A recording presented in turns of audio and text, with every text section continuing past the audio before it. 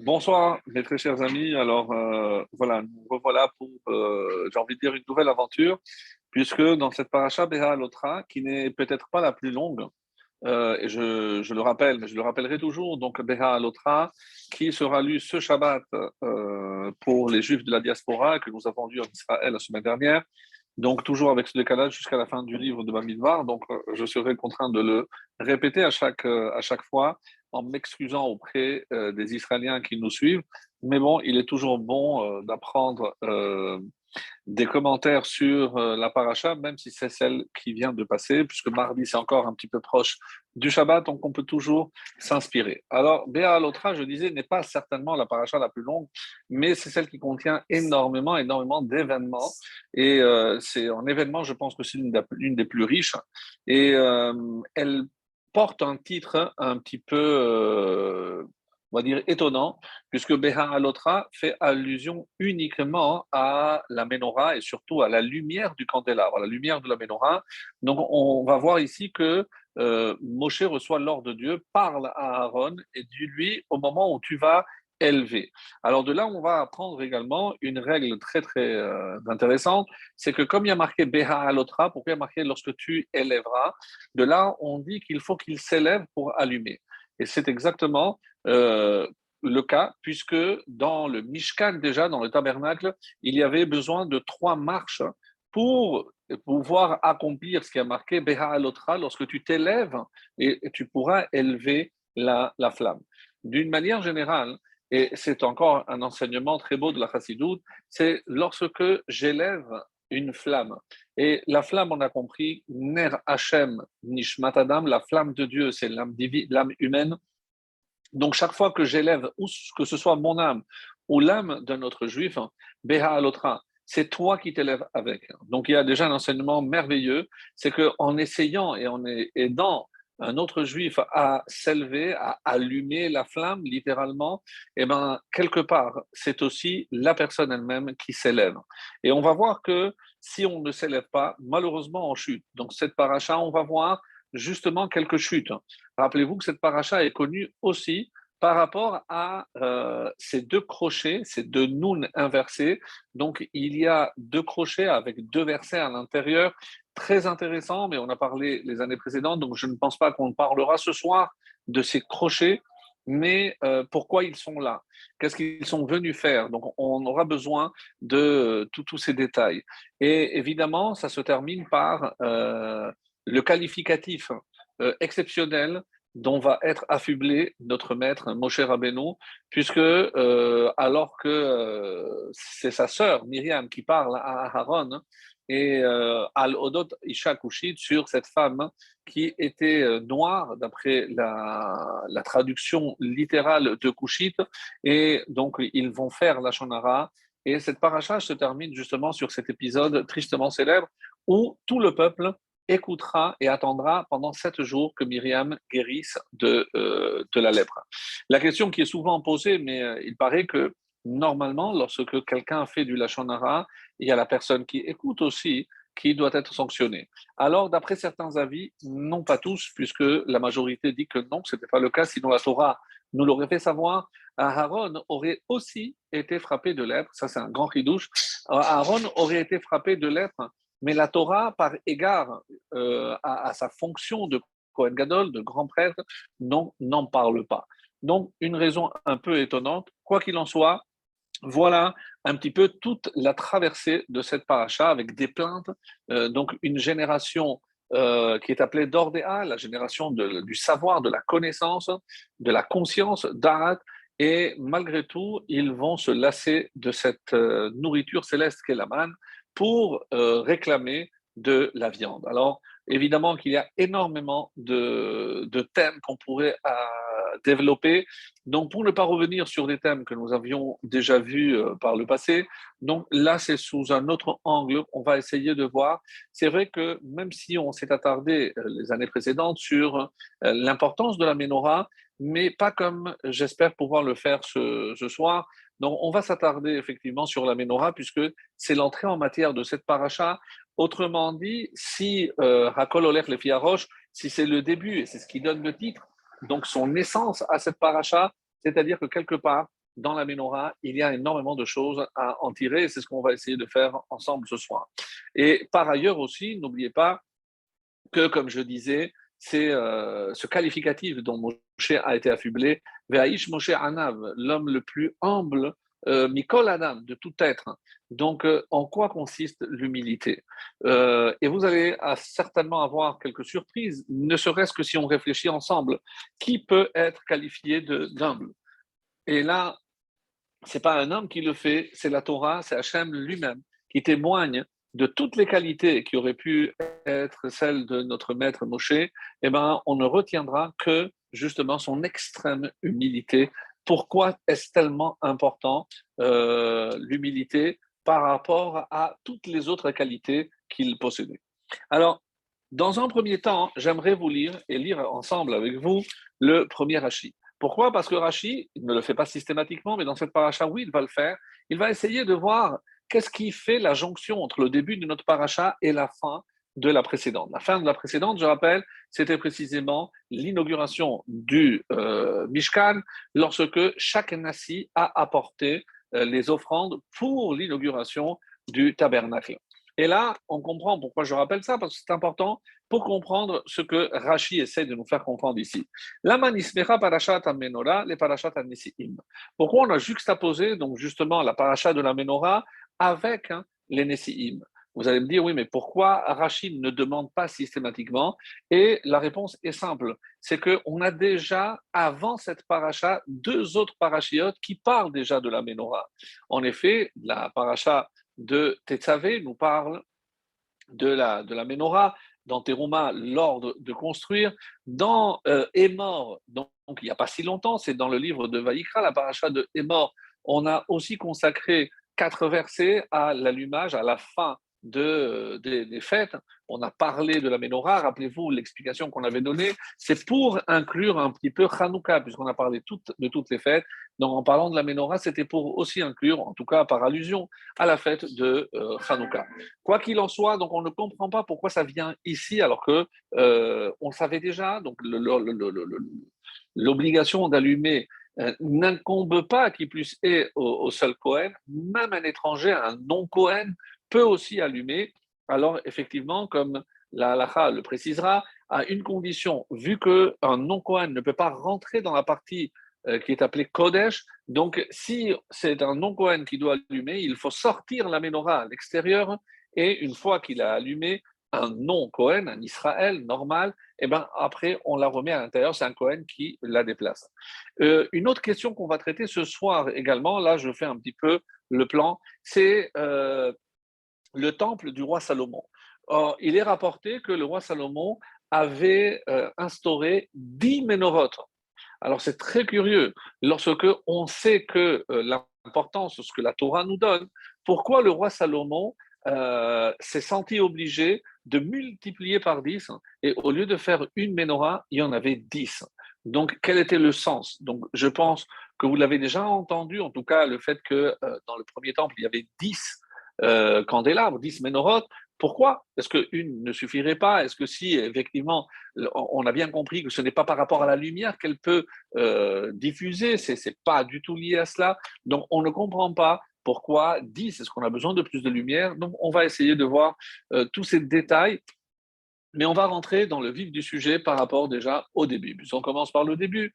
Alors, on va voir par le début. Et je voudrais aussi, pour terminer un petit peu dans le registre des questions, dans le troisième verset, puisqu'il n'y a que quatre versets qui sont consacrés à la Ménorah, curieusement, dans la paracha de Hémor, il y a aussi 4 versets. Assez étonnant, mais on va dire pourquoi. Le troisième verset nous dit Vaya asken Aharon el mul penia menorah. Donc je lis directement. L'hébreu parle à Aaron et dit lui lorsque tu monteras allumé, donc on comprend qu'il s'élève. Donc qu'est-ce qui a marqué les mèches dans les becs, de sorte que les 7 lampes brillent vers le candélabre, c'est comme ça qu'il faut comprendre, la mèche jusqu'à ce qu'elle brûle d'elle-même. Le verset 3, Aaron fit ainsi. Vechen asa, il a fait exactement ce qu'on a demandé. On se pose la question, mais pourquoi on aurait pensé qu'Aaron n'allait pas faire exactement ce qu'on lui demande de faire? Il alluma les lampes de telle sorte que leur mèche soit orientée donc, vers la tige centrale du candélabre, comme ça a été demandé, comme l'Éternel l'avait ordonné à Moshe. Ka'asher tiva, et donc c'est le verset, Ka'asher tiva Hashem et Moshe.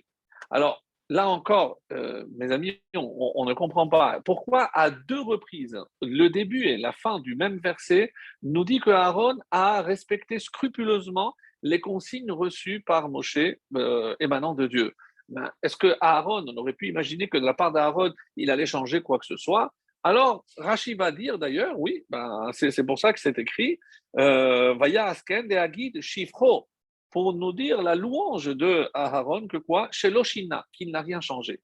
C'est-à-dire encore un Rashi encore plus incompréhensible. Mais pourquoi tu aurais pu penser qu'il va changer un jour, il va dire non, j'allume 4, j'allume pas 7, ou aujourd'hui je ne nettoie pas. Je ne comprends pas. Quelle est la, on dit en hébreu la avamina? Qu'est-ce qui aurait pu être une pensée que Aaron n'allait pas accomplir ce qu'on attend de lui? Alors, je reprends le début et vous allez comprendre que sur Rashi, il y a aussi une autre difficulté. Lama nismecha parashat amenorah et parashat anessim. Donc, là maintenant, la raison de la juxtaposition. Donc, pourquoi on a parlé des Nessim, on termine les princes avec leur offrande, les 12 princes, et tout de suite après, on s'adresse à Aaron. Pourquoi? Les filles que Shenra'a Aaron chalukat anessim chalshadato. Lorsque Aaron a assisté à l'inauguration avec les offrandes apportées par chaque prince de tribu, chalshadato, il s'est senti mal. Pourquoi? Pourquoi lui ne pouvait pas faire partie de cette inauguration? Lohu veloshifto. Ni lui, ni la tribu qu'il représente, autrement dit la tribu de Lévi, n'était représentée. Alors, Amar lo Akadosh Baruch Hu, chayecha. Dieu lui a dit, par ta vie, Shelcha gedola mishelahem. La tienne, je ne sais pas quoi, Shelcha, gadol mishelahem, est plus grande que la leur. Pourquoi? Parce que toi, tu ne fais pas que allumer, mais tu aussi métives. Tu arranges, tu nettoies. En quoi c'est plus grand? En quoi c'est plus grand? Alors, la réponse qu'on avait donnée les années précédentes, c'est pour ça que je passe très rapidement, c'est un Ramban, un des plus connus de cette paracha, qui nous dit à quoi ça fait allusion. On l'a mentionné tout à l'heure en passant, c'est évidemment à la fête de Hanouka. Puisque les offrandes, lorsque l'inauguration a eu lieu, les Nessi'im ne venaient plus. Alors, on aurait pu dire, mais la menorah, c'est tous les jours. Déjà l'allumage, pourquoi Chal Shadato, pourquoi on a besoin de le rassurer? Ah, si tu me dis, et c'est pour ça que Rachid dit, Hétiv. Alors, en quoi consiste la Hatava? Et c'est un message très, très beau.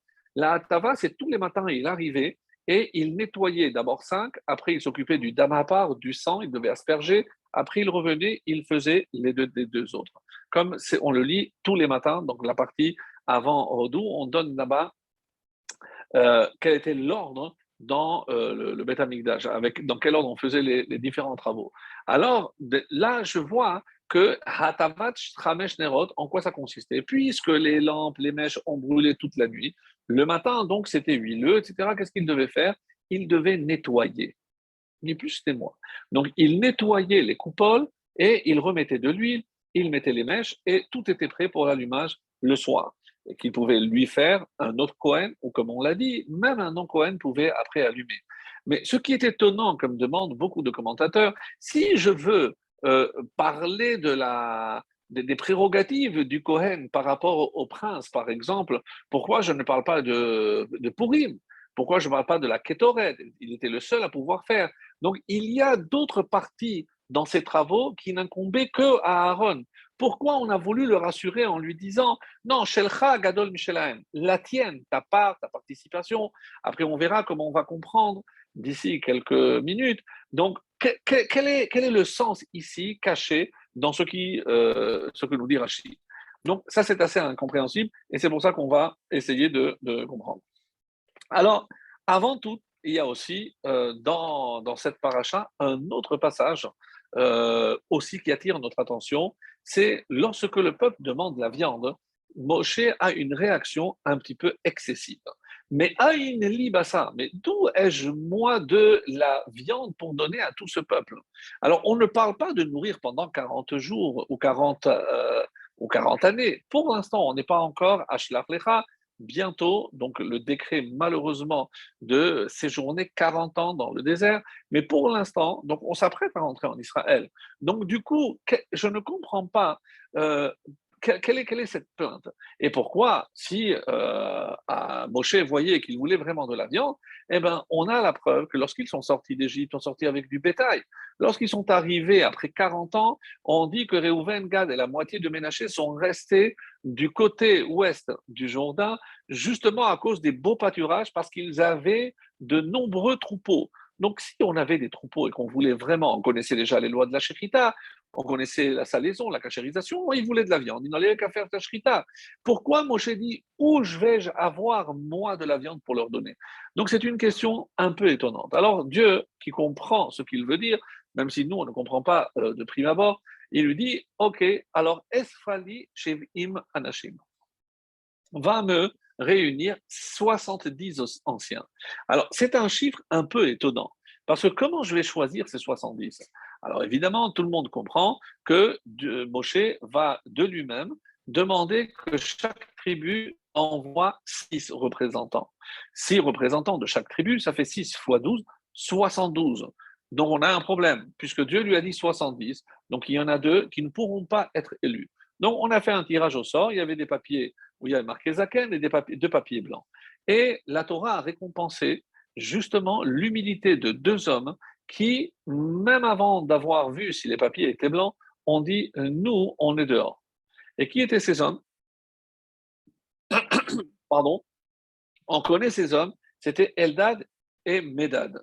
Les seuls d'ailleurs dont on connaît le nom. Et c'est assez étonnant, c'est comme une sorte de récompense. Vous avez voulu vous mettre en retrait, la Torah vous met en avant, et on a vu que les 2 seuls. Et qu'est-ce que Dieu a fait avec ces 2 prophètes, puisque c'était des prophètes? Donc Dieu a donné le don de la prophétie à ces hommes, et ils ont prophétisé. Ce que les autres ont prophétisé, nous ne le savons pas. Mais ce que Eldad et Medad ont prophétisé, oui, on le sait, parce que Met Nevi'am, donc, et c'est le Balatourim qui nous l'explique d'une manière très belle, donc toujours avec son style très concis, mais vraiment très percutant. Il nous dit, regardez dans les mots mitnabeim, c'est-à-dire il prophétisait, on peut couper en deux Met Nevi'am, c'est la mort de leur prophète. En effet, qu'est-ce qu'il disait? Moshe met et Yehoshua machnis. Moshe va mourir et c'est Yehoshua qui va faire rentrer le peuple. Nous sommes, rappelons-le, 40 ans, donc 38 ans plus exactement, nous sommes la 2e année de la sortie d'Égypte, et on sait déjà que Moshe ne va pas rentrer. Alors, qu'est-ce qui s'est passé? Normalement, Hachem, qui a doté ces 2 hommes du don de la prophétie, n'aurait pas dû on va dire, partager, diffuser ce qu'ils avaient vu par prophétie. Donc, on dit qu'ils vont en quelque sorte être punis et en effet, ils vont revenir.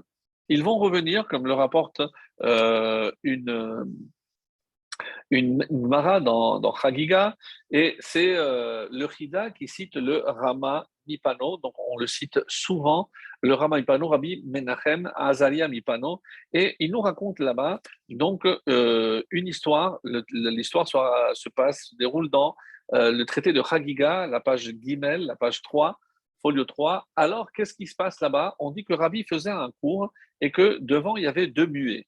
Et chaque fois qu'il parlait, donc il dodelinait de la tête. Est-ce qu'il comprenait quelque chose qu'on ne comprenait pas? Impossible à savoir, il dodelinait de la tête. Alors, on dit que Rabbi a prié pour eux, et quand ils ont guéri, il leur a posé des questions, et il a vu qu'ils savaient répondre à tout, ils connaissaient tout. Alors, on dit, et c'est comme ça que le Rambam nous dit, qui étaient ces 2 muets? C'est parce que, justement, c'est le Gilgoul, la réincarnation de 2 hommes qui ont parlé, qui n'auraient pas dû parler. On dit que c'est Eldad et Medad. Il y a des allusions, comme le Rama de Pano là-bas apporte, des allusions dans les noms de ces 2 muets qui, justement, on nous dit que c'était la réincarnation de Eldad et de Medad. Donc, c'est un petit point intéressant. Alors, quand vous allez voir, comme j'ai dit dans le Balatorim, qui nous révèle quelque chose aussi de très beau. On nous dit que moi, j'ai donné la première explication du Baal Shem Tov, il donne la deuxième, on dit mitnabeim, c'est le chapitre 11, le verset 27, met neviam. Mais il dit aussi que c'est les acrostiches de quel mot? Met, donc mitnabeim, même c'est Moshe, le tav c'est tanoir, nun nafsho, donc son âme reposera, donc il va mourir, began, bet, Elohim, dans le jardin de Dieu, et Yud et Mem, les dernières lettres, et Yehoshua Machnis. Donc d'après le Balatourim, même dans le mot Mitnabeim, on voit une allusion, Moshe va mourir et il va monter dans le ciel, dans le Gan Eden, et c'est Yehoshua qui va les faire rentrer. Une autre explication aussi très belle, qui est due à Rabbi Shimshon de Ostropoli. Est-ce que vous vous rappelez que le nom de Moshe, c'est Ki min hamayim meshitihu. C'est ce que la phrase qu'avait prononcée Bithia au moment où elle l'avait sortie, Ki min hamayim, car de l'eau je l'ai sorti. Mais en hébreu, on pourrait dire, c'était on va dire une formule un peu longue. On aurait pu dire mimayim meshitihu, de l'eau, tout simplement. Et Rabbi Shimon Ostropoli a vu ici pourquoi la Torah n'a pas dit mimayim, de l'eau, et a prolongé min hamayim, en rajoutant le nun et le he. Et il nous dit quelque chose d'extraordinaire, parce que si j'ai le mot mimayim, c'est Moshe met, Yud, Yehoshua, même Machnis, il fait rentrer. Donc, on n'a pas voulu que de la naissance, par rapport à son nom, il y ait déjà une allusion à sa fin. Et la Torah rajoutera 2 lettres uniquement pour cela. C'est ce que Rabbi Shimshon de Astropoli va nous dire. Et j'ai trouvé que c'était vraiment, vraiment très beau. Alors, par rapport justement à ce choix des deux prophètes, hein, lorsque Myriam était à côté de Tzipora, et Tzipora qui a eu un mot un petit peu déplacé en disant Miskenim ele, c'est les pauvres. Ils ne savent pas ce qui leur attend. Alors, Myriam dit, mais je ne comprends pas pourquoi tu dis ça. Je dis, ben, parce que ils devront se séparer de leur femme. Je dis, mais qu'est-ce que tu racontes? Je dis, mais oui, mais tous les prophètes, voilà. Ton frère, il s'est séparé de moi, pas toi. Je ne suis pas du tout. Mais qu'est-ce que tu racontes? Myriam va demander, c'est pour ça que certains disent que ce n'est pas la Shonara. Donc, elle va demander à Aaron, mais Aaron, toi, tu t'es séparé de ta femme? Je dis, bien sûr que non. Pourquoi tu me demandes ça? Je dis, il paraît que notre frère Moshe s'est séparé de sa femme Sipora. Tiens, c'est bizarre. Alors, donc, et pendant toute cette discussion, donc c'est Hachem qui va intervenir, et c'est à ce moment-là qu'on mettra en avant la grande humilité, littéralement, Ain Vetanuto de Moshe, la grande humilité en hébreu de Moshe. Alors, pourquoi, si tout le monde est prophète, pourquoi il n'y a que Moshe? Alors évidemment, Dieu va répondre, Moshe n'intervient pas, il ne cherche même pas à se défendre. Et justement, mais vous n'avez pas compris que Moshe n'est pas comme les autres. Moshe, il est différent. On ne peut pas comparer le niveau de prophétie de Moshe au niveau de tous les autres. Il est en dehors, il est hors compétition, si vous voulez. Donc, vous ne pouvez pas vous comparer. Et comment avez-vous osé parler de mon serviteur, Bechol Beti Neemanhu, le plus fidèle que j'ai dans toute ma maison? Donc, Myriam va avoir la lèpre, et à ce propos, donc, tout le peuple attendra que Myriam guérisse pour pouvoir continuer. Alors, Mikol Ha-Adam. Alors, on dit que quand on dit Mikol Ha-Adam, il y a, on dit, 3 types de grandeur, et on dit que Moshe les a atteints toutes les 3. Alors, c'est vrai, donc, que Gedola, comme diront nos maîtres, Gedola Anava, en parlant de Moshe, grande est la Anava. Pourquoi? Parce qu'on dit que Moshe Zacha Lechol Hamidot. À partir de la Hanava, mes amis, on peut accéder à toutes les autres qualités qui sont évidemment recherchées comme des pierres précieuses, puisqu'elles se font de plus en plus rares. Alors, une allusion à cela, et je vous invite à voir tous les commentaires qu'il y a sur Pirkei Avot, Me'od heve shefal roa. Donc, Me'od, beaucoup, soit shefal roa, donc soit humble. Alors ici, la définition de Anav. Comment je définis quelqu'un qui est Anav? Comment je vois quelqu'un, lorsque je constate sa démarche ou je le vois agir, comment je peux dire de lui qu'il est modeste? Alors, donc Rashi nous donne une explication ici, il est chafal, donc il se rabaisse de lui-même, V aussi, donc et comme ça il dit, et donc il cherche toujours à se rabaisser. Donc c'est ce que l'explication de Rashi va nous donner, et aussi savlan. Savlan, très important. Le deuxième terme qu'utilise Rashi, savlan, c'est tolérant, c'est aussi patient. C'est quelqu'un qui ne s'emporte pas. Donc la patience, mes amis, la tolérance fait partie des qualités justement des hommes qui sont humbles. Et c'est ça qui est extraordinaire. Alors, pourquoi Nicolas Adam, je disais, c'est comme ça qu'il est rapporté. Alors, il avait Gedulat Hashamayim, il avait atteint la grandeur du ciel, la grandeur de la royauté et la grandeur des hommes normaux. Où est-ce que je le vois?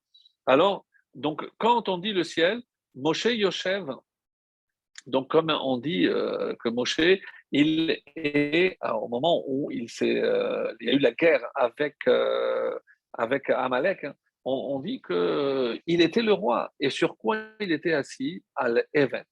Donc il était assis sur une pierre et Aaron et Hur, de part et d'autre, qui tenaient ses bras. Donc il n'a pas voulu monter sur un trône, il ne voulait pas. Donc il voulait rester humble. Il s'est assis sur une simple pierre.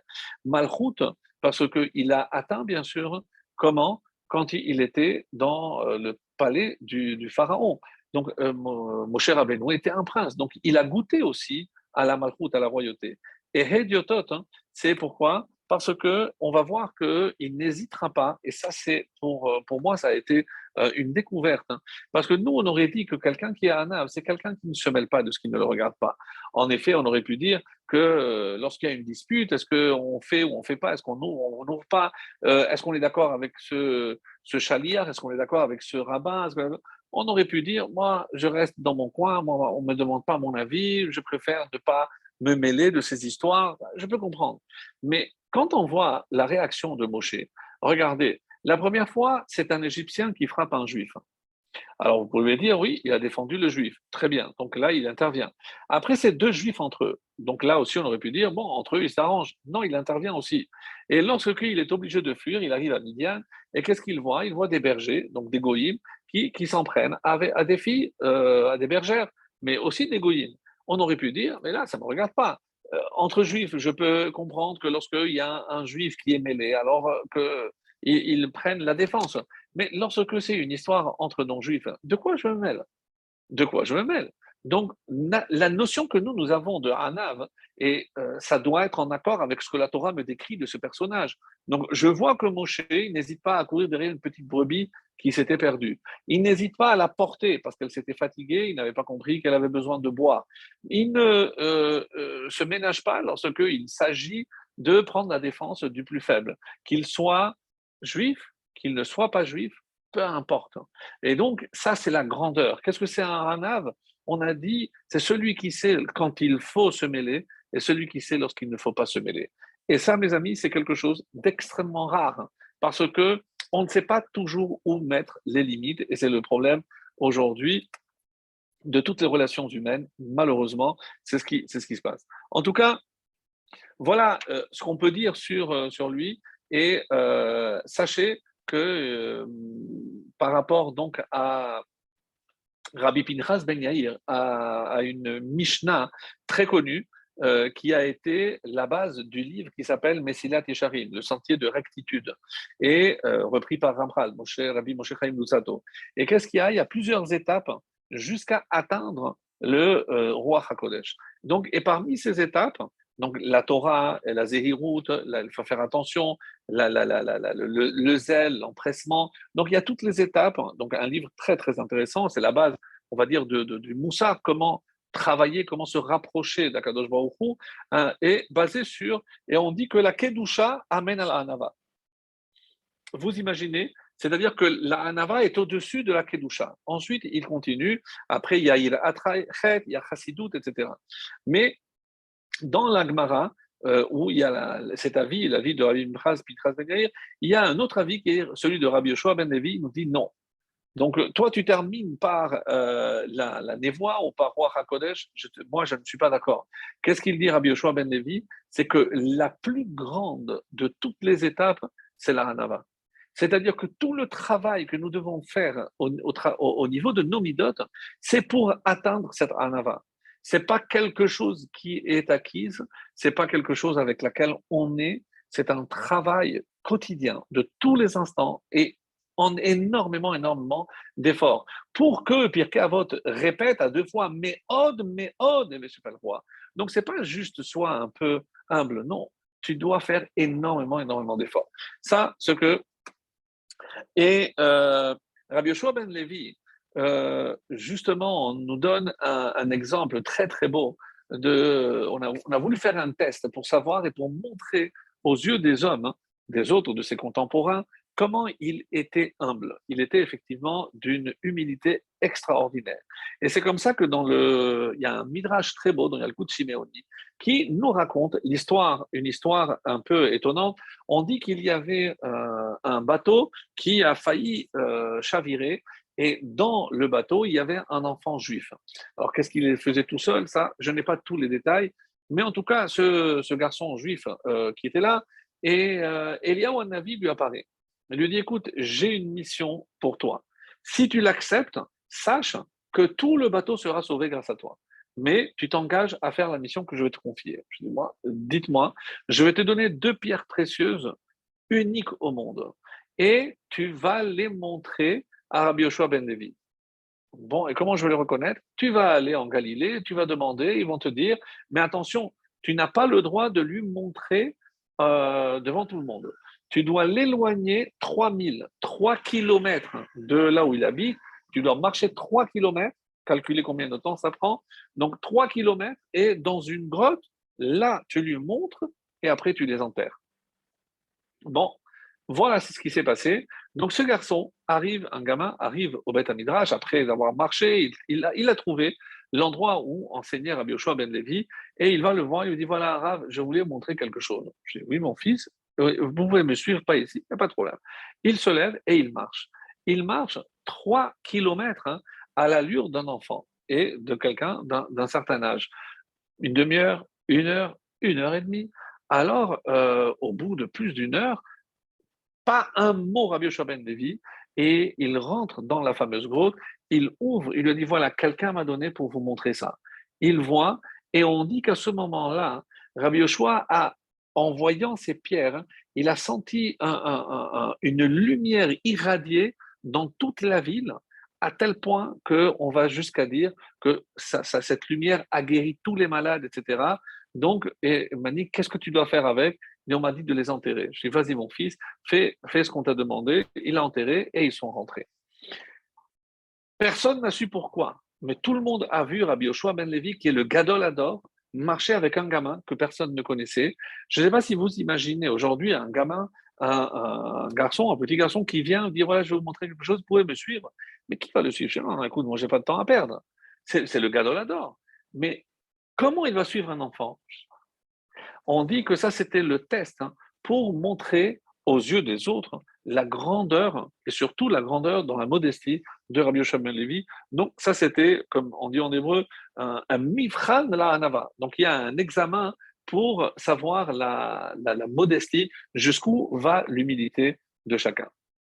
Alors, et c'est le Meiri qui pose cette question, qui dit, je ne comprends pas, c'est la réponse que j'ai donnée tout à l'heure.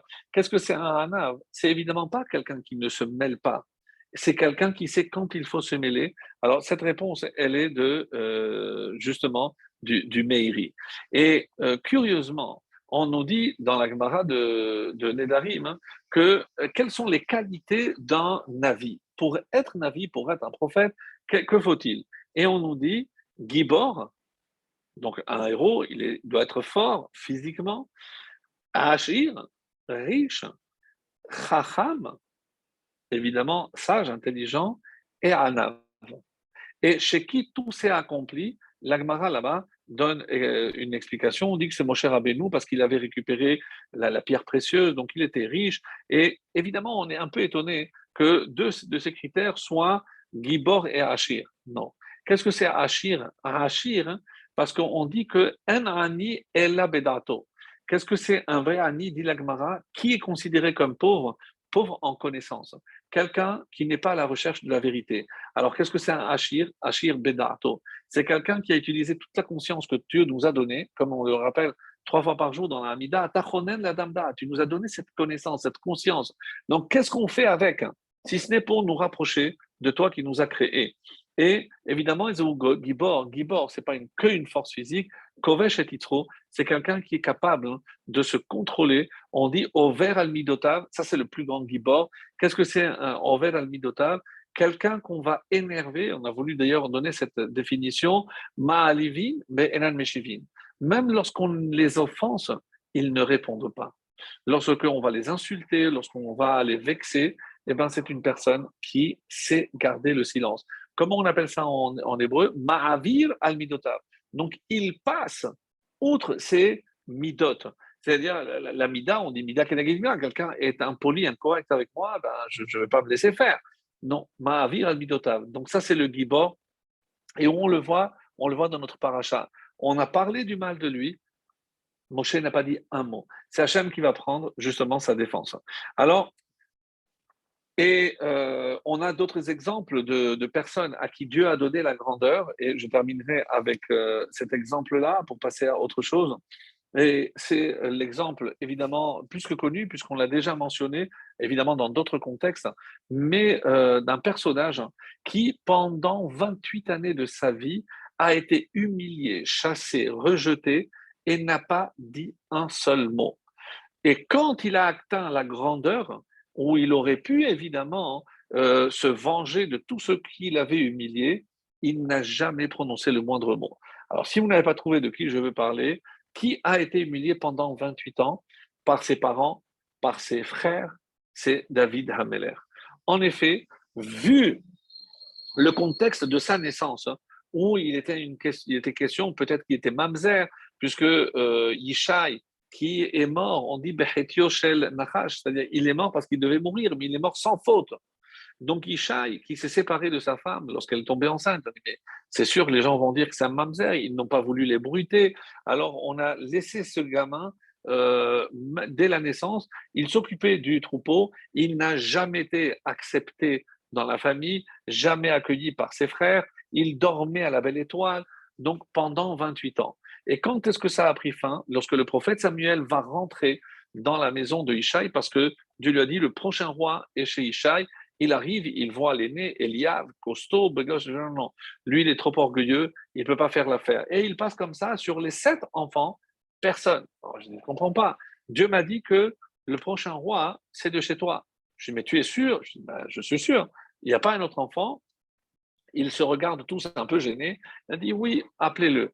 Et on dit que dès que David a traversé la porte, l'huile qu'il avait apportée pour l'onction a commencé à bouillir et à sauter vers David. Lorsque enfin sa place est reconnue, imaginez la réaction des frères qu'il avait humiliés pendant 28 ans. Il était âgé de 28 ans à ce moment-là. Eh ben, il n'a pas cherché à se venger. Et ça, on dit la grandeur et surtout la grande, grande modestie de David qui a su rester humble même lorsqu'il a atteint la royauté. Donc ça, c'est... il a écrit d'ailleurs un très beau psaume à ce sujet. Lo gabah libi velo ramu enai. Donc mon cœur ne s'est jamais élevé, mes yeux ne se sont pas élevés, et lo alarti ligdulot, je n'ai pas marché avec la tête haute. Alors, et on explique, le Midrash explique sur ce psaume, c'est toutes les étapes dans la vie de David où il avait une raison de s'enorgueillir, il n'a pas fait. Le début, Logabou, lorsque il n'a jamais réagi avec superbe. Lorsqu'il a été choisi roi, il aurait pu dire à ses frères, bon, maintenant, qui c'est qui rigole, hein? Non, jamais. Ramon Enaï, lorsqu'il a été le seul à être capable de tuer Goliath, il aurait pu se vanter, il ne s'est jamais vanté de cela. Et même après, lorsqu'il sera nommé officiellement devant l'ensemble du peuple, ça, c'est quelque chose qu'il a vécu avec beaucoup d'humilité, et c'est comme ça que il est dit. Et dans le registre, mes amis, des gens humbles aussi, c'est justement lorsque ils ont une certaine grandeur et on voit dans les réactions. euh, J'aimerais citer un dernier exemple en la personne de Amram. Amram, le père de Moshe lui-même. Et écoutez, parce que c'est très beau, on dit que Amram, qui était le Gadol Hador, donc c'était le grand de la génération, et c'est pour ça que lorsqu'il a décidé de se séparer de sa femme en voyant, suite au décret de Pharaon, qui visait tous les premiers-nés mâles, les mâles qui naissaient devaient être jetés dans le Nil, il a décidé de se séparer de sa femme. Dès qu'il s'est séparé, sans donner d'instruction, tout le monde a imité le grand. Si lui se sépare, alors nous aussi, on doit se séparer. Et là, imaginez, une petite fille de 5 ans vient voir son père, je dis, papa, tu es pire que le pharaon. Enfin, imaginez qu'aujourd'hui, une petite fille vient dire, pas au grand, à nous-mêmes, une petite fille dit, papa, mais qu'est-ce que tu fais? Tu fais des bêtises. Bon, c'est un aller-retour, une punition, bon, comment tu parles, insolente, etc. Comment réagit Amram? Amram ne dit rien à sa fille, elle, il entend, il comprend que ce message que Dieu lui fait parvenir à travers sa fille, et de là on comprend que Myriam était déjà prophétesse depuis, donc il se dit, ici il y a quelque chose, si Hachem m'envoie ce message, c'est qu'il faut que je retourne auprès de ma femme. Et donc, qu'est-ce que c'est la honte? Imaginez, si on attend du grand de la génération. Alors, un jour, il dit, non, il faut se séparer de sa femme. 3 jours après, il dit, non, non, il faut reprendre sa femme. Mais qu'est-ce que c'est? Ça, c'est un grand, il se décide, il ne décide pas, il hésite. Comment on peut suivre quelqu'un qui est tellement hésitant? Une fois, il nous dit oui, une fois, il nous dit non. C'est pas possible. Il n'a pas eu honte. S'il a pensé que sa petite fille de 5 ans avait raison, eh ben, tant pis ce qu'ils vont penser de moi. Et tellement que ce midrash magnifique nous dit, Amram, par ton attitude d'humilité extrême, où tu n'as pas eu honte de montrer aux yeux de tout le monde que tu étais capable de changer d'avis, sache que par cette attitude d'humilité, eh ben, tu vas engendrer l'homme sur lequel la Torah dira l'homme le plus humble de tous les hommes. Et c'est comme ça que, d'après ce midrash, Moshe est né. Voilà, j'ai trouvé que c'était une idée très intéressante. Et maintenant, on va revenir un petit peu au début. Donc, on a fait un petit parcours et on va revenir au début. Et c'est quoi ce début? C'est, comme vous l'avez compris, la menorah. Oui, c'est un thème que je voulais vraiment développer. J'ai trouvé quelques éléments très intéressants, en tout cas par rapport à des chiffres. Et on va commencer par le chiffre 7, puisque la menorah, le candélabre, avait 7 branches, comme tout le monde le sait. Alors, souvent, on pose la question, pourquoi 7? D'où vient ce chiffre 7? Alors, plusieurs explications, et même si je ne les cite pas toutes, bien entendu, puisque j'ai d'autres choses à dire, mais pour essayer de comprendre qu'il se cache ici quelque chose d'extraordinaire. Et n'oubliez pas la question que j'avais posée, comment imaginer que Aaron aurait pu changer quoi que ce soit dans les ordres qu'il a reçus de Moshe ou de Dieu via Moshe. Donc ça, c'est inconcevable non plus. Et on va essayer évidemment de trouver une réponse à cela. Et d'ailleurs, cette réponse va traverser en quelque sorte toute la paracha. Et oui, parce que nous, on se pose souvent cette question, même si on l'a traité les années précédentes, comment une génération pareille pouvait réclamer de la viande. Mais on sait que, d'après un certain midage, la manne avait plus de 570 goûts. Je ne sais pas, vous imaginez le fruit le plus rare, le plus exotique qui soit, et vous aviez le goût. Donc, est-ce que le goût ne suffisait pas? Est-ce qu'on avait besoin de voir où il y a ici autre chose? Et vous allez voir que par rapport aussi dans cette paracha, et c'est un passage qu'il faudra relier avec tout le reste, hein, c'est lorsque Moshe intervient auprès de son beau-père Yitro pour lui dire non, tu ne peux pas partir maintenant. Donc on est après Matan Torah, donc on est 1 an et 2 mois exactement après. Tu ne peux pas partir maintenant, il faut que tu restes avec nous. Je dis non, je dois aller dans mon pays, je dois aller dans mon peuple. Et mais non, parce que les gens, qu'est-ce qu'ils vont dire? Ça veut dire qu'on n'a pas su te garder. Le texte ne se termine pas clairement. Est-ce qu'il est reparti? En tout cas, il ne dit pas non plus qu'il est resté. Donc, qu'est-ce qui se passe ici? Pourquoi Moshe n'a pas cherché à le retenir d'une manière un peu plus ferme? À ce propos, et parce que j'ai peur d'oublier, il y a une halakha extrêmement étonnante. Vous savez qu'il y a des règles de Yerusha, d'héritage. Donc le père qui décède, nous, donc ce sont les enfants qui vont hériter.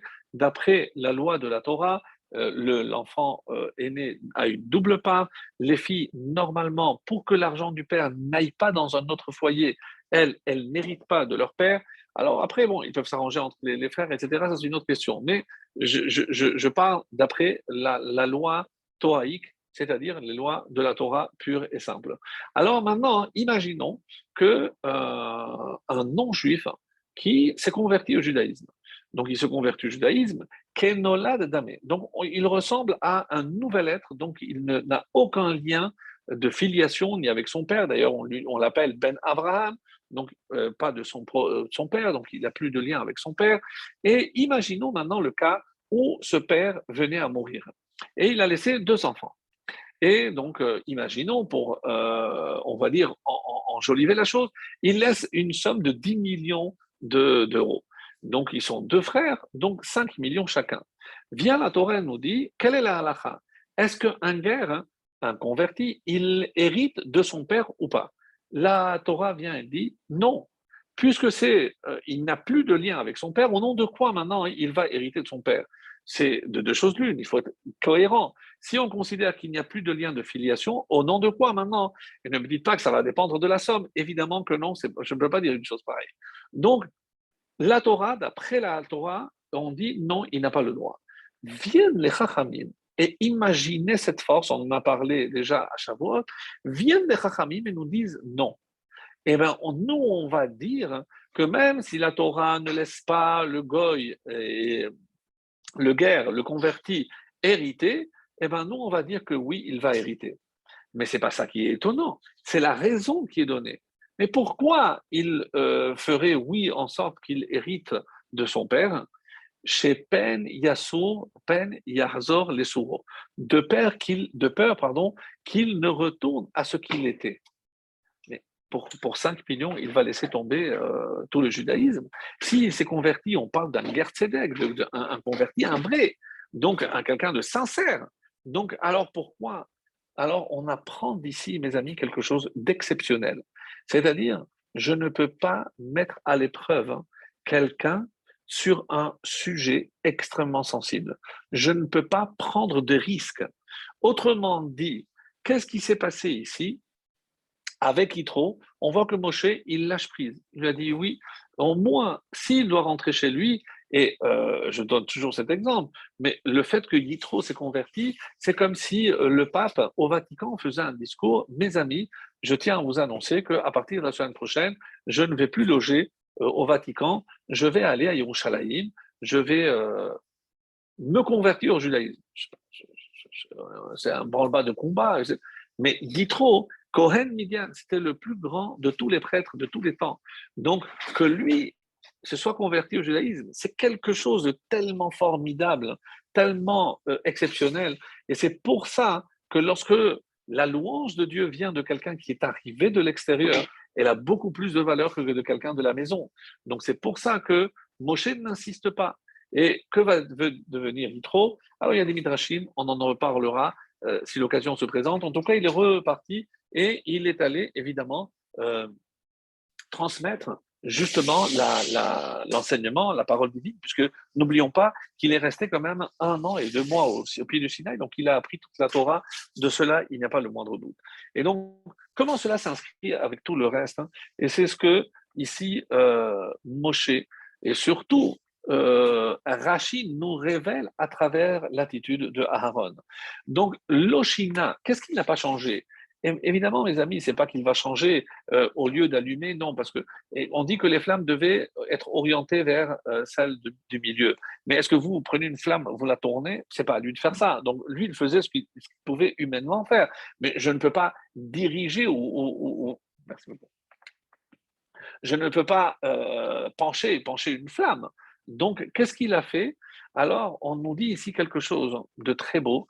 Donc, lorsque on dit Shelcha, c'est la façon que toi tu as d'apporter elle est plus grande. Pourquoi? Parce que la Torah, on voit dans la fin de Nassau, n'a pas dit qui doit être le premier. La Torah n'a pas demandé au Nessim, voilà ce que vous allez apporter. Personne n'a dit.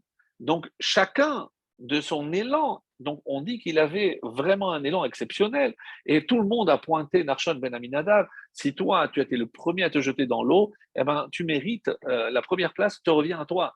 Donc, c'est Narshon ben Aminadav, de la tribu de Yehuda, qui va faire la première offrande, et les autres vont suivre. Mais on dit qu'ils n'ont pas copié, mais chacun a dans son élan, et il y a des allusions à cela très très belles. Pourquoi 6 génisses et pourquoi tant de taureaux, etc. Donc il y a des réponses assez intéressantes à cela. En tout cas, on apprend de là quelque chose d'exceptionnel. On dit que toi, Aaron, quand tous les matins, mais tous les matins, il se levait et il allait nettoyer la menorah. Vous aurez pu vous dire, mais enfin, le nettoyage, c'est pas de mon rang. Donc, s'il est question ici de Hanava, évidemment que Aaron, hein, malgré le poste qu'il occupait, vous vous imaginez, il aurait pu peut-être laisser un autre Cohen, un petit Cohen, tu vois, ça ne te dérange pas, va-toi nettoyer un peu la menorah. Non, il courait le matin pour aller nettoyer. Parce que la préparation d'une mitzvah est des fois plus importante que la mitzvah elle-même. Et que nettoyer, autrement dit, préparer, n'est pas un travail qui doit être considéré comme rabaissant ou humiliant. Au contraire. Et ça, c'est vrai pour nous tous. Lorsque on doit aider, nous les hommes, les femmes le font déjà par nature, elles savent que lorsqu'elles se donnent pour nettoyer, pour que la maison soit ordonnée, etc., eh ben, un petit peu comme le tablier que portait Aaron à Cohen, eh ben, ça leur confère, ça confère de toutes les façons une sainteté, pas seulement à l'endroit, mais aussi à l'action qu'elle réalise. Donc ça, c'était par rapport, mais la réponse qui se cache à l'intérieur de ce rachis est la suivante. C'est-à-dire, eux, ils ont offert cette offrande une fois, c'était lors de l'inauguration. Bon, ils ont un mérite extraordinaire. Tous les mois de Nissan, pendant les 12 premiers jours, on ne va pas faire Tachanonim en souvenir de l'inauguration. Donc, implicitement, donc on cite à la fin la lecture de chaque Nassi, donc on les mentionne encore aujourd'hui. Mais combien de fois ils l'ont fait dans leur vie? Une fois. Toi, Aaron, tu dois préparer les nérotes tous les matins. Et pourquoi on dit Shelcha Gadol? Parce que l'enthousiasme que tu fais et que tu mets dans ce que tu fais est tellement grand que c'est comme si c'était la première fois. Alors, c'est pour ça que tu as plus de mérite. Parce que lorsque je fais une fois une chose, même si elle est très grande, même si elle va demander beaucoup d'efforts, mais c'est une fois, et après je sais que c'est fini.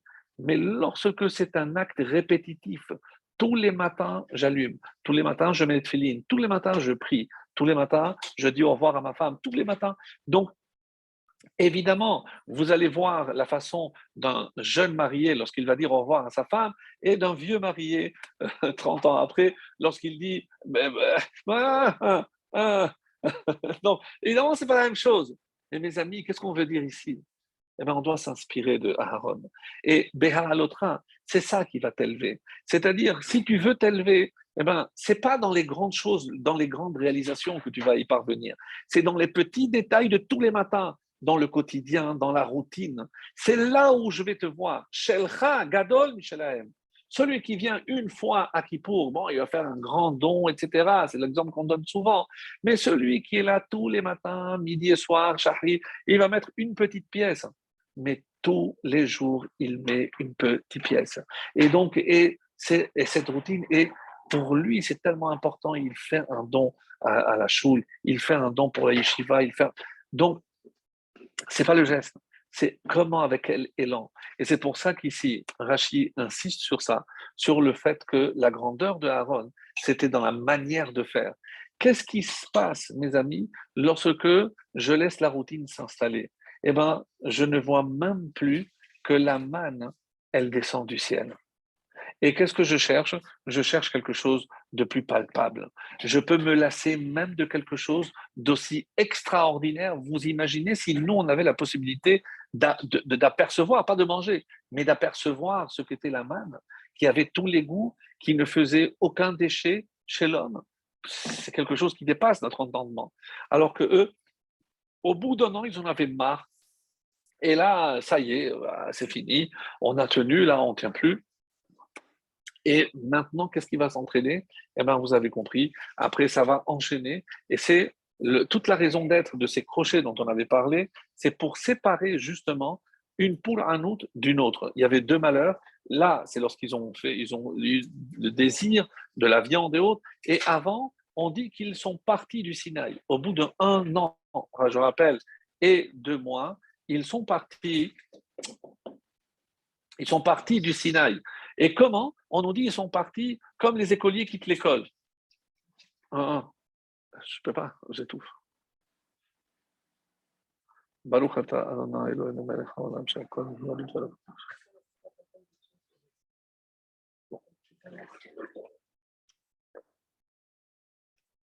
Alors la question est, mais comment ils savaient qu'ils devaient partir? Nous savons qu'il y avait la nuée. Donc s'ils sont partis, c'est que la nuée s'était déplacée et qu'ils devaient partir. C'est pas qu'ils sont partis de leur propre gré. Et c'est pour ça, parce que quand on lit ça et on lit le Midrash, qu'est-ce qu'on se dit? Eh bien, ils sont partis, oh, ça y est, c'est fini, on s'en va. Mais qui leur a dit? Alors peut-être dans la précipitation avec laquelle ils sont partis, ou alors seul Dieu a vu. Et c'est pour ça que c'est pas clair ici que c'est un reproche. Mais Dieu a vu, et c'est ce que le Midrash rapporte, c'est qu'au fond d'eux-mêmes, ils ne se sont pas rendus compte qu'ils avaient la possibilité, ils étaient dans la plus grande yeshiva du monde, la plus belle, celle qui était tenue par Moshe lui-même. Pendant 1 an et 2 mois, ils ont étudié la Torah de la bouche de Moshe. Et même de cela, ils se sont lassés. C'est-à-dire, si on n'est pas capable de se renouveler, si on n'est pas capable de cet élan, d'entretenir cette flamme, eh ben, on peut arriver à tout ce que la Torah va nous décrire justement dans cette paracha.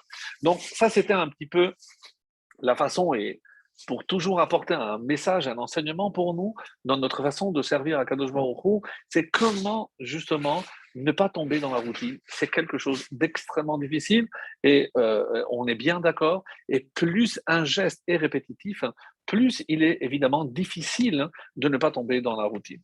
Alors maintenant, on va aborder donc un peu plus en détail la menorah, qui est le début de notre thème dans cette paracha. Qu'est-ce que la menorah? On dit que la menorah, comme vous le savez, a 7 branches. À quoi se correspondent ces 7 branches? Plusieurs avis, donc je ne vais pas évidemment tous les dire, mais on dit que ça correspond aux 7 jours de la création. Donc, quelque part, la lumière dont il a été question le premier jour de la création, c'est comme si la menorah, à travers ces 7 branches, eh ben, cherchait à éclairer le monde.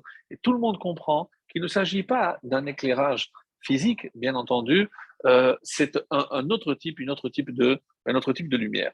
Un autre avis aussi très très beau nous dit que c'est la tige centrale, c'est le Soleil. Et il y a de part et d'autre du Soleil 3 planètes, les 3 les plus éloignées, Saturne, Vénus et Jupiter, et les autres, et Uranus. Et il y en a qui disent, et après, il y a Vénus, Mercure et la Terre, les 3. Donc, bon, là, le Midrash donne des noms à ces planètes qui ne nous diraient pas, mais nous, on connaît les noms des planètes, et donc on peut imaginer que ça fait allusion, autrement dit, au système solaire. Et un dernier avis nous dit, c'est les 7 parties de la Torah. Les 7 parties de la Torah, on va dire, mais non, mais il y a 5 livres. Oui, mais rappelez-vous que justement, dans Bamidbar, on nous dit qu'il y a 3 parties. Pourquoi? Parce que, en revenant à ces crochets, qui est un noun, mais qui est renversé, c'est-à-dire si le noun symbolise, et c'est pour ça que David n'a pas utilisé, rappelez-vous, on avait parlé de ça, le noun c'est Nofel, c'est la chute. Et dans le Ashrei Yoshevetecha, donc le psaume par ordre alphabétique, David Ameller n'a pas utilisé le noun. Et dans le Samer, qu'est-ce qui a marqué? Somer Hashem est un Nofelim. Donc on a retrouvé le noun, c'est le Nofelim, ceux qui tombent, et Hashem les soutient. Mais si un noun qui symbolise la chute, je le renverse, c'est-à-dire c'est l'élévation. C'est-à-dire dans le noun inversé, il y a aussi la même notion de ha'alotra, d'élévation. Et donc c'est ça ce qui se cache à l'intérieur de ces 2 lettres. Alors maintenant, on dit aussi que le chiffre 7 correspond aux 7 nuées. Alors, on sait très bien que par le mérite de Aharon, d'ailleurs, donc on a eu, puisque les trois qu'on appelle les Parnassim, c'est les trois frères, Myriam, grâce à Myriam, on a eu l'eau, grâce à Myriam, on a eu l'eau, grâce à Moshe, on a eu la manne, et grâce à Aaron, on a eu les 7 nuées. Les 7 nuées, donc les 7 nuées qui nous protégeaient, qui faisaient en sorte qu'on ne marchait pas, qui nous protégeaient du soleil, qui nous protégeaient des bêtes à l'extérieur. Donc vraiment, c'est par rapport à Aaron. Alors, pourquoi je disais cette partie? Parce que si je considère que, et c'est un des enseignements où on nous dit que les 85 lettres forment un livre à lui tout seul. C'est dans le traité de Shabbat, on nous dit que c'est à partir de ça, je peux sauver un parchemin parce que je considère que c'est considéré comme un livre. Donc si je dis que c'est un livre, et ça c'est un des avis, donc il y a dans Bamidbar 3 livres. Donc jusqu'à Vahi bin Soa, à Vaïbin Soa, donc ces 2 versets qui constituent à eux tout seuls, donc comme un nouveau livre, et ce qui vient après la fin de Bamidbar. Donc si je dis Bamidbar, je divise en 3, plus Bereshit, Shemot, Vaïkra, Devarim, donc 3 et 4, 7. Donc après cette répartition, la Torah n'aurait pas eu 5 livres, mais 7. Et c'est pour tenir compte de cet avis-là qu'on dit que lorsque Aaron nettoyait la menorah, il nettoyait d'abord 5 et ensuite 2. Pourquoi 5 et 2? Parce qu'on va voir que la menorah, et cette lumière dont il est question, en araméen Oraïta, c'est la Torah elle-même. Et on va voir quel est le lien entre la menorah et la Torah. Et ça, c'est quelque chose de très beau, avec une explication magnifique aussi du Harizal. Alors, je devais vous donner une réponse, et c'est la réponse par rapport à la question du roi Salomon. Pourquoi dans le temple du roi Salomon, il y avait 10 ménorotes, 10 candélabres? Alors, pour ce faire, il faut comprendre pourquoi, puisque si on a dit que 7, c'est par rapport au jour de la création, c'est le système solaire, c'est les différentes parties de la Torah, et d'ailleurs, c'est très intéressant parce que dans les 2 versets, Vahi bin Soa Aaron, il y a un verset, il y a 12 mots, et dans le deuxième verset, Uvnucho Yomar, Shuva Hashem, Divot Israël, il y a 7 mots. Et alors, le dernier verset, mes amis, de la Torah, contient combien de mots? 12. Et le premier verset de la Torah, il contient combien de mots? 7. Bereshit, Bara, Elohim, Et Hashamaim, Ve'et Haaretz. Donc, c'est comme si dans ces 2 versets, je reprenais le premier et le dernier verset de toute la Torah, et c'est comme cela que je dis que c'est comme s'il contenait toute la Torah. Alors, pour la génération qui va entrer en Israël, on dit qu'ils vont devoir lutter avec les peuples, les peuplades qui habitaient en Canaan. Et combien de peuplades y avait-il? Alors c'est vrai, pour ceux qui se souviennent de cet enseignement, on avait dit, la première fois que Dieu avait énoncé à Abraham, il a été question de 10 peuples. Et Rachid tout de suite nous dit, ces 3 ne concernent que la fin des temps, c'est-à-dire Biat HaMashiach. Mais lorsqu'ils vont rentrer, combien de peuples il y avait à l'intérieur? 7 peuples. Dans Canaan, à Yévoussi, à Canaani, donc les 7 peuples contre lesquels ils vont devoir lutter. Et donc la Ménorah, c'est justement, ça représente ces 7 nations contre lesquelles ils vont devoir lutter. À l'époque de Shlomo HaMelech, on est passé déjà, puisque cette lumière était censée éclairer le monde entier.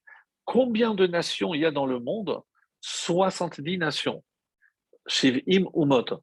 Donc, s'il y a 70 nations et que dans une menorah, il n'y a que 7 lumières, combien de ménorotes j'ai besoin pour atteindre 70? Évidemment 10. C'est-à-dire que le message que Shlomo HaMelech nous donne, c'est cette lumière qui émane du temple, elle doit concerner les 70 nations. C'est quand on dit qu'Israël doit être une lumière pour les nations, par quoi ça commence? Par éclairer déjà la menorah. Puisque la menorah, en elle renferme, comme on va le voir encore avec le Harizal, d'autres secrets, où la menorah est véritablement la représentation de la Torah, de la lumière de la Torah en tout cas. Et le Midrash nous dit que combien de fois dans toute la Torah on va parler de la menorah, à part Beha Alotra, dans Tetzavé, dans Teruma, lors de la construire, et dans Emor. Donc à 4 reprises. Donc à 4 reprises, on parle de la menorah. Et ce qui est très étonnant, c'est que, d'après le Midrash, ça fait partie des choses que Moshe Rabbeinu a eu du mal à comprendre. Ça aussi, mes amis, il faudrait comprendre. Euh, oui, je ne sais pas si je l'avais expliqué, mais quand j'ai dit qu'il y avait 7 nuées, vous vous êtes dit non, il n'y a que 6, puisque en haut, en bas et les 4 côtés, ça fait 6. Oui, mais il y avait une nuée, celle qui marchait devant, c'est celle qu'on suivait. Donc avec celle de devant, ça fait 7 en tout. Ça, c'est les 7 nuées. Alors, mais maintenant, pour reprendre à- avec la difficulté qu'a eu Moshe pour comprendre la construction de la Ménorah, on ne comprend pas très bien quelle est la difficulté. On a un midrash qui dit que Dieu lui a montré une Ménorah en feu. On a vu plein de choses qui sont beaucoup plus difficiles. Certains disent non, si toi tu ne sais pas, alors laisse Betzalel, parce que lui, il est à l'ombre de Dieu, comme son nom l'indique, et lui, il saura s'y prendre. Et un dernier avis dit non. Comment? Vechen asa et menorah. Vechen asa. Mais qui a ça? Il n'y a pas marqué que c'est Moshe, il n'y a pas marqué que c'est Betzalel. On dit que c'est Hachem lui-même qui a fait. Qu'est-ce que Moshe a fait? Il a pris justement l'or, il l'a jeté et pour le fondre, et là est apparue la menorah. Bon, très bien, ça c'est un avis magnifique, mais ça ne répond pas à la question pourquoi il n'a pas su, qu'est-ce qu'il n'a pas compris? Qu'est-ce qu'il n'a pas compris? On ne sait pas ce qu'il n'a pas compris. Parce que Dieu lui a montré.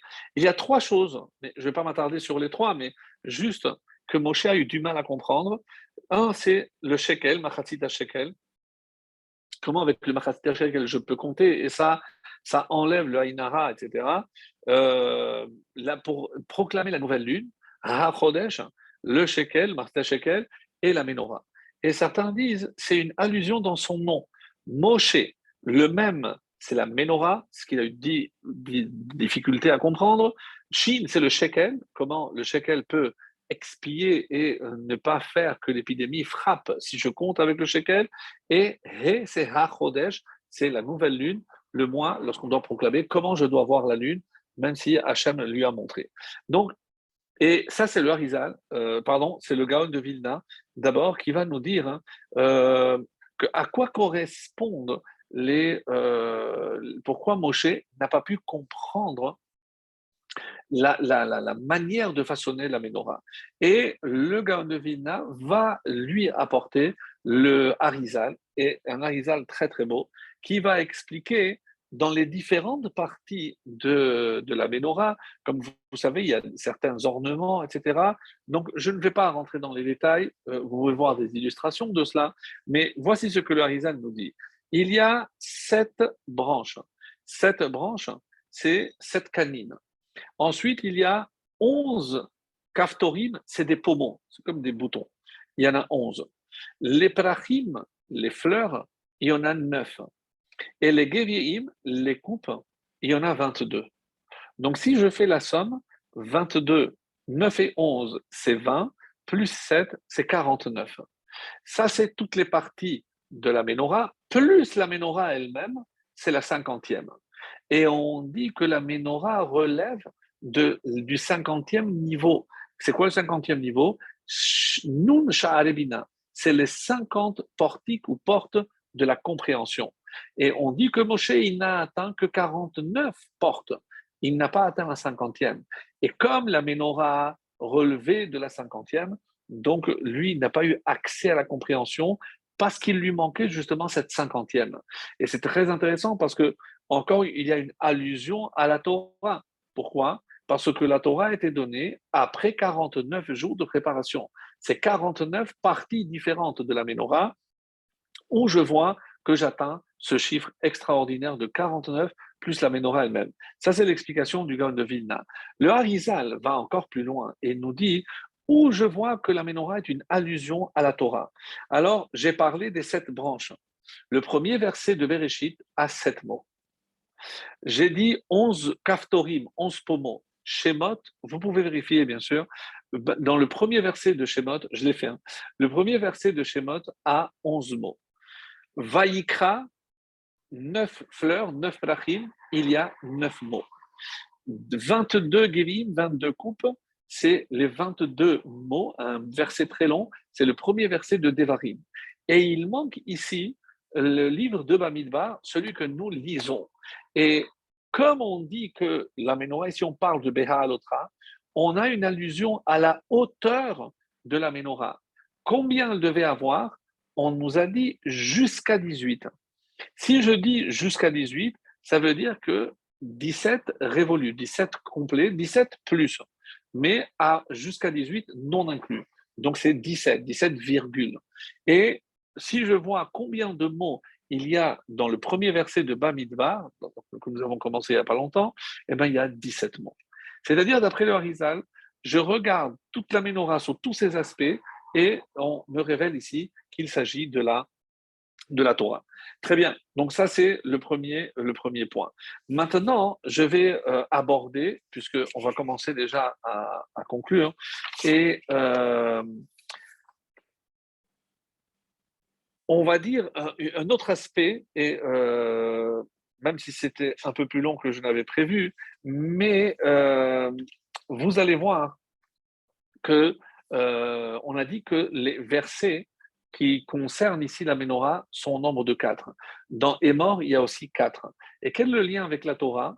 Comment la Torah était transmise? Moshe à Aaron.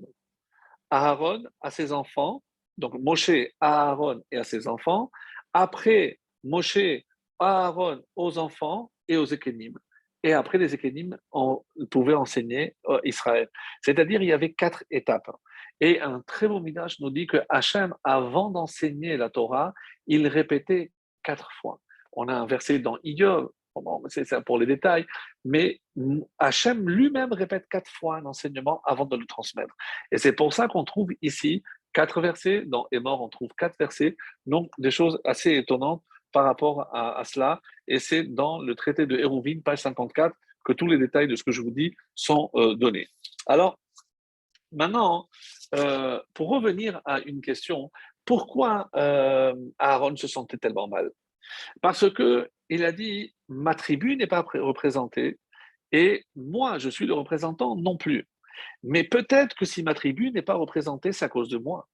Et qu'est-ce qu'il se dit? C'est peut-être parce que moi, j'ai participé à la faute du veau d'or. Donc n'oublions pas que Moshe avait voulu à son frère, qu'est-ce que tu as fait à ce peuple? Pourquoi tu l'as débauché de la sorte? Donc il a été très dur avec Aaron. Et tout le monde sait qu'il était bien intentionné, qu'il voulait gagner du temps, que c'était certainement pas pour faire de la Vodazara, qu'à Dieu ne plaise. Alors peut-être qu'il restait quelque chose, c'est ce qu'il s'est dit. Quand il a vu l'inauguration du tabernacle, il s'est dit que vu qu'ils ont apporté 6 taureaux, donc normalement, il n'y a que 6 tribus qui sont concernées, parce que c'est par rapport aux 6 jours, par rapport... Ah bon, il a fait ses calculs, c'est comme ça qu'il avait pensé. Et voilà, c'est les 6 génisses. Et l'explication, c'est quoi? Rappelez-vous que lorsque Adam a fauté, la Shekhina est partie. Après, c'est Caïn, etc. Dor Enoch, Dor Amaboul, Dor Aplaga. Donc, elle s'est éloignée de 7 cieux. Donc maintenant, quand ils ont offert 6 génisses, c'est pour ramener la Shekhina. Donc la Shekhina, quand est-ce qu'elle est repartie? Rappelez-vous. Donc au moment où on a dit Abraham est venu, donc chacun a descendu la Shekhina jusqu'au moment où Moshe a fait descendre la Shekhina au moment de Matan Torah. Qu'est-ce qui s'est passé au moment de la faute du Vaudor? On dit que la Shekhina est repartie. Et non seulement la Shekhina est partie, on dit que les 7 nuées ont aussi cessé d'opérer. Pourquoi? Parce que comme c'était Aaron, par l'intermédiaire d'Aaron, qui avait fait le veau d'or, on dit qu'il a perdu en quelque sorte le mérite. Ça, c'est un avis dans le Midrash. Et c'est pour ça que les 7 nuées ont disparu. Et c'est pour ça que, puisqu'il faut faire maintenant descendre la Shekhina de 6 niveaux, donc il s'est dit, c'est 6. Alors, lorsqu'il y a marqué, Vahi Amakli Bayom Hashevi'i, le 7e jour, il a été étonné puisque d'abord, le septième jour, c'est un Shabbat. Comment on a permis à la tribu d'Éphraïm d'offrir des corbanotes, puisque le Shabbat, je n'ai pas le droit d'offrir des corbanotes yachid, personnels, privés. Je peux faire collectif. Il a compris que c'était collectif. Et on dit que là, il s'est senti mal. Pourquoi? Parce qu'il a compris que c'est pas seulement le prince qui a porté les offrandes, mais il représentait toute la tribu, toute sa tribu. Et déjà le septième, après il a vu le huitième, et là il s'est senti mal. Il a dit alors c'est pas six. Donc si maintenant tout le monde, il a compris que c'était une façon de réparer la faute du veau d'or. Et c'est pour ça qu'il s'est senti tellement mal. Il s'est senti tellement mal de se dire que lui, il, il n'a pas pu participer. Il n'est pas déjà, il n'a pas participé au moment des offrandes, des terumot. Donc tout le monde a apporté, sauf la tribu de Lévi, parce qu'on a dit non, toi tu ne peux pas participer. Donc il était très mal. Il ne pouvait pas. Il a dit comment je ne vais pas pouvoir expier la faute du veau d'or. Est-ce que c'est à cause de ça? Et c'est comme ça que on peut expliquer. Euh,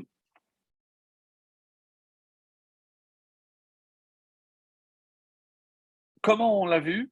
Alors, on dit comme ça que les 49 éléments de la menorah qu'on a vu, et surtout par rapport à ce que l'on peut dire par rapport au mot menorah, c'est ça ce qui est très beau, c'est que dans le mot menorah, qui s'écrit sans vave, à l'intérieur c'est ner, c'est la bougie, c'est la flamme. Et même, et la dernière lettre he, c'est ma. Ma, c'est la valeur numérique de Adam. C'est donc ner à Hachem, c'est quoi Nishmat Adam. Donc, dans la menorah, je vois ici la flamme de l'homme. Alors, on avait déjà dit que les sept, les sept, c'est les sept nérotes, c'est que les sept branches, c'est par rapport aux sept ananim, par rapport aux sept nuées de Aharon. Et là, on va voir un élément très intéressant, c'est par rapport à la faute de Chava. Quand Chava a fauté, on dit qu'elle a introduit la mort dans le monde. Et donc, et c'était quoi? Comment elle va réparer? On dit que, rappelez-vous, on avait déjà donné cet enseignement, c'est que chacun a reçu 9 malédictions plus la mort. Euh, L'homme a reçu 9 malédictions plus la mort, la femme aussi, le serpent aussi, et la terre, puisqu'il n'y a pas de mort, donc elle a reçu 9 malédictions. C'est une façon d'interpréter. Donc 49 39 en tout, c'était les 39 travaux de Shabbat. Bon, on avait déjà parlé de ça. Mais comment elle répare le fait d'avoir introduit la mort? On dit en apportant de la lumière. Comment? Lorsqu'elle allume les bougies de Shabbat. C'est-à-dire que la femme, lorsqu'elle allume, à cause de Chava qui a introduit la mort, donc l'obscurité, par l'allumage des bougies de Shabbat, donc elle apporte la lumière. Qu'est-ce que Dieu dit? Shelcha Gadol. Eux, ils ont apporté des offrandes pour réparer la faute, du veau d'or, leur participation, etc. Mais toi, ta participation, ta capara, elle est plus grande. Pourquoi? Parce que comme Chava, elle allume, elle apporte la lumière, et c'est comme ça qu'elle répare la faute originelle, et ben toi, par l'allumage de la menorah, et ben tu vas aussi apporter le pardon pour la faute du veau d'or. Donc sache que ta participation au pardon de cette faute est plus grande que toute la participation des autres. Et donc c'est comme ça qu'on explique qu'il a été rassuré. Et je vais terminer par une petite pierre précieuse, parce que je vois qu'il est tard. Il y a une dernière petite pierre précieuse. Alors, on nous dit que, comme je viens de le faire, euh, euh, et ça, c'est le Admour de Mojitz. C'est important de le dire parce que ça Hiloula, normalement, c'est dans 5 jours, c'est le 20 Sivan. Alors, qu'est-ce qu'il nous dit le Admour de Mojitz? Quelque chose de magnifique. On nous dit non. Pourquoi Shelcha Gadol Michelahem? Parce que je vais t'expliquer. Toi, pourquoi tu t'en veux? Parce que tu te dis que toi, tu as jeté l'or dans la cuve, hein, et après est apparu le veau d'or. Et on a dit que c'est comme si toi, tu avais fait le veau d'or. Mais qui va te montrer que non? C'est la menorah. Comment la menorah a été faite? Pourquoi on parle ici de la menorah? Pourquoi Dieu essaye de consoler Aaron en lui parlant de la menorah, alors qu'on a déjà parlé 3 fois de la menorah, donc on n'avait pas besoin. Je dis oui, parce que toi, tu te sens mal par rapport à la faute du veau d'or. Ben, je vais te rassurer. sache que je ne t'en veux pas du tout. Et tu sais pourquoi? Parce que je ne tiens pas compte que c'est toi qui l'as fabriqué. Mais pourquoi tu dis ça? Est-ce qu'on a dit que c'est Moshe qui a construit la menorah? Qu'est-ce qu'il a fait? Il a jeté l'or et la menorah, elle est sortie.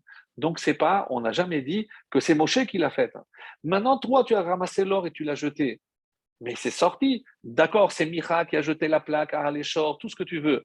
Mais je ne peux pas, si je ne peux pas dire que c'est Moshe qui a fait la menorah, je ne peux pas dire non plus que c'est toi qui as fait le veau d'or. Donc, tu es complètement disculpé. Shelcha Gadol, toi, ton pardon, il est beaucoup plus grand parce que toi, tu n'as pas eu de participation à la faute. C'est comme ça que Hachem a voulu consoler, et c'est comme ça qu'on comprend exactement ce que cette juxtaposition. Et pour terminer sur le dernier Rashi, vous n'avez dit qu'il n'a rien changé.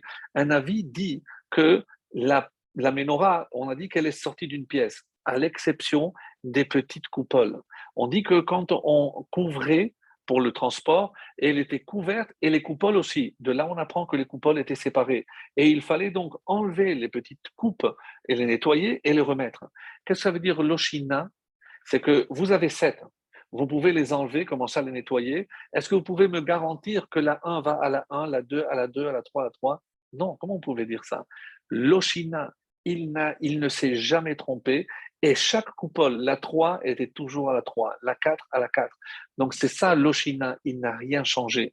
C'est-à-dire que, au contraire, nous là où la routine peut nous user et nous désabuser, eh ben, on voit que chez Aaron, au contraire, le souci du détail, la minutie, et c'est ce que je nous souhaite à tous, hein, qu'on soit aussi minutieux dans l'accomplissement de la volonté divine pour qu'on puisse enfin voir la vraie lumière dans le troisième temple de la Ménorah que nous verrons très vite. Excellente soirée à tous.